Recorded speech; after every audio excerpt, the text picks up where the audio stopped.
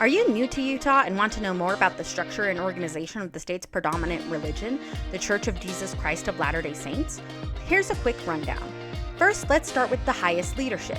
The church is led by 15 men called apostles. The most senior apostle is the face president and is referred to as the prophet.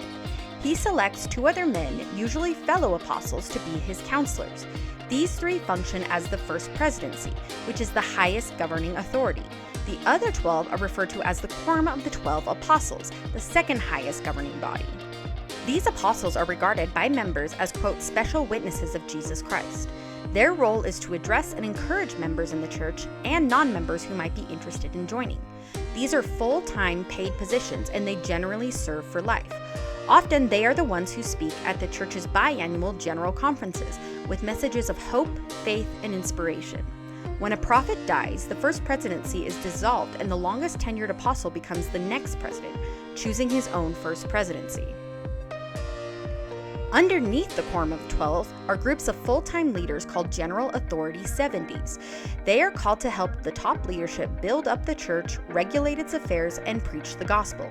Like the apostles, these are full-time paid positions, but unlike the apostles, they generally serve only until age 70. The members of the 70 are divided into quorums of 70, and there are currently 12 quorums of 70.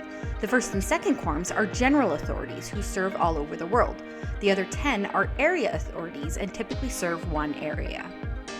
Women also serve in church-wide leadership roles. The Women's Relief Society, the Young Women's Organization, and the Children's Primary each have 3 women serving in general presidencies. When it comes to congregations, areas across the world are divided into wards. The leader of a ward is a bishop. Unlike other Christian churches and traditions, these men are lay leaders who have other day jobs. They are unsalaried and have a significant amount of local responsibility and autonomy. Depending on how many members live in an area, there may be multiple wards in one neighborhood, or a ward can cover a number of cities. Smaller congregations are called branches. Groups of wards form stakes, which are then led by a stake president, also a lay position with local autonomy. The bishops and stake presidents are responsible for the welfare and the needs of the members of their stakes and wards. Bishops typically serve for about 5 years and the stake president for about 9 to 10.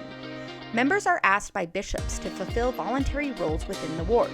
These include local administration, teaching, or service-oriented positions.